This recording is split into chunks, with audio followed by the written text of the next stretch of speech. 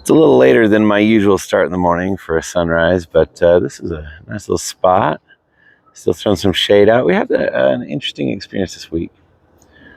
My youngest son, is going to play tackle football this year, and it's his first year playing that sport, but he's played other sports for a long time. And throughout the last 2 weeks, in our city, there's enough kids that they're going to split them up into 4 different teams in his age group. And so they had all of the kids practicing together for these last 2 weeks. And then at the end of the week, they were going to divide them up into their 4 teams that were supposed to be based on skill level. The top team is supposed to be the top team and match up against the top team in other cities around us, and then so forth down the line. Well, I got a call a couple nights ago from one of the coaches. Now, this was interesting because they don't really know me among the coaches here in football. We've been playing baseball and basketball. Those are different groups of coaches. Sometimes there's some overlap, but I looked around the crowd that we were with, and I went, oh, good, we're unknowns. This is kind of fun. Kind of fun because I don't want to get pulled in and be a coach at the moment.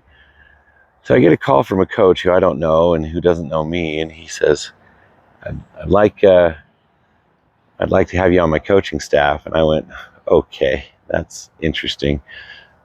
Apparently, a couple of the other families, there's a few other kids here that I've coached in baseball before, and their parents talked to some of the coaches here about how I am with the boys, and not that they didn't know if I knew anything about football, but they just knew that I was really good at helping them get the right mindset and practice well.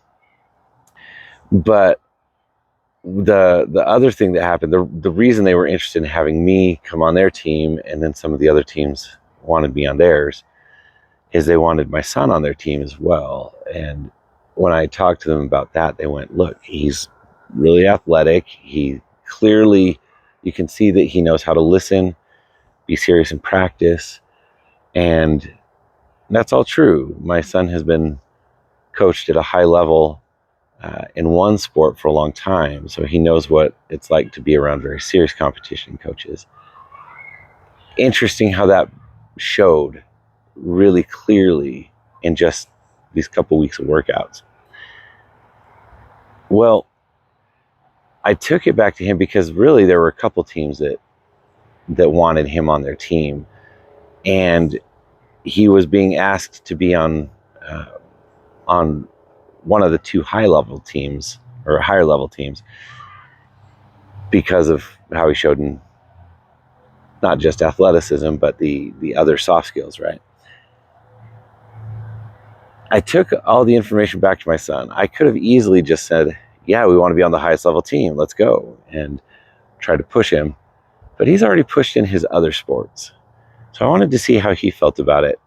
Interesting. He's 12 years old, and he said, well, I don't see football as my main sport, and it's my first year in, and I'd like to give myself a chance to learn to love it by playing it just at on one of the lower teams, because I think I can help those kids get better, and I think it would help me feel a better introduction into the game.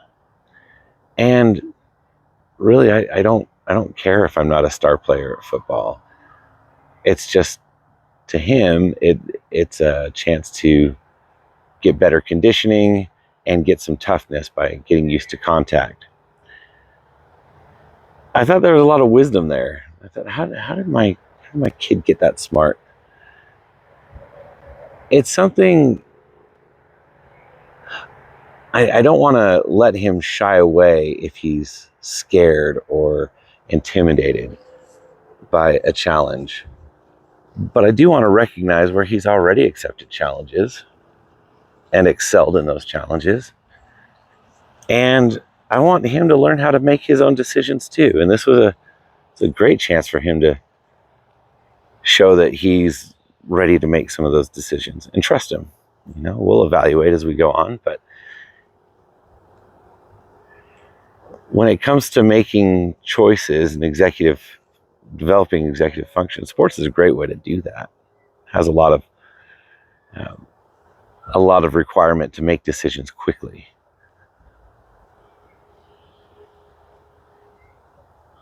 It's not always the right thing to let your kid have what they want or what they choose.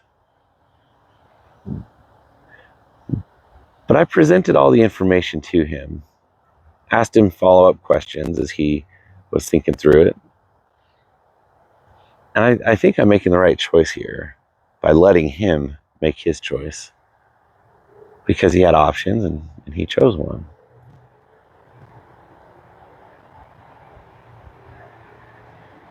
Trusting the people around us to make choices, even if they're not the right choice or the best choice or the one that we would have picked.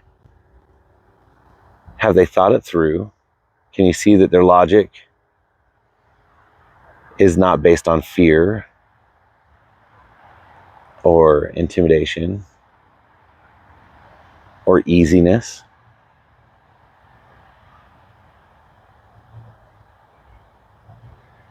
And then do we trust them? That goes with our romantic partners. That goes with our people at work, with our kids. And then it goes with ourselves. In a way, he'd set a boundary for himself. So I already played these other two sports really high level and put a lot into that. And I love those sports. He loves baseball and basketball. He put this sport in the place that he wanted it. Not a bad place to put it.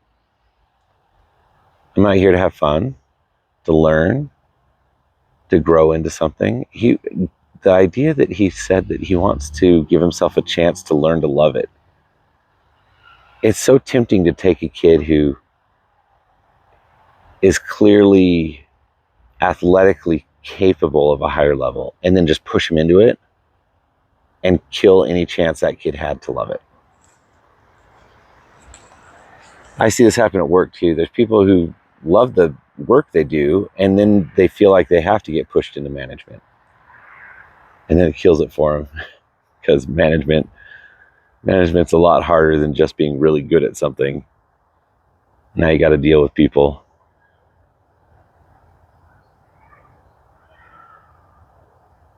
Yeah, it was just an interesting experience this week on many instances. On the other part of that, where someone reached out to me, a lot of times we don't know how much our reputation precedes us, for good or for bad.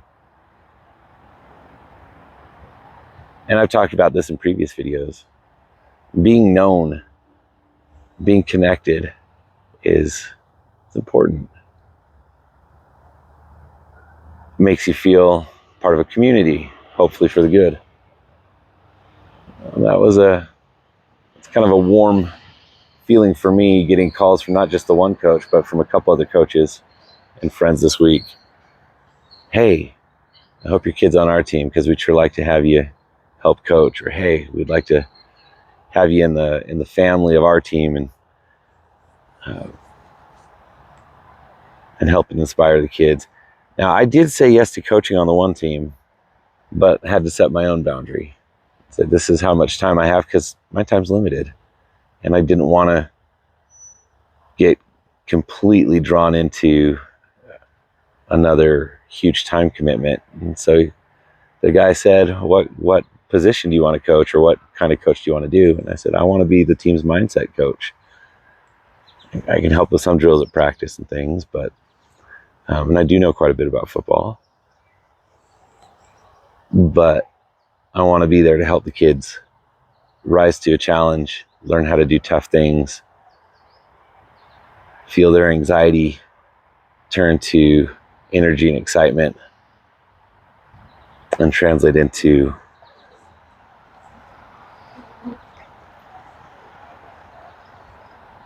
taking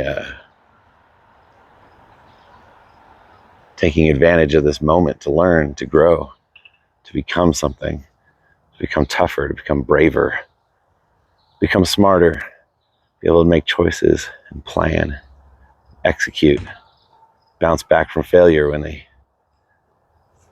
don't succeed. That's where I'm best at. And this other coach said, wow, I could actually use some of that myself. Couldn't we all? Couldn't we all? That's what good coaching's all about. Well, it's a later sunrise, but it's a good sunrise. And I'm feeling good this week. I hope you are too. I hope you have some of your own success stories and your own connection stories. And gosh, I hope you've got some people to share it with. Have a great day, everybody.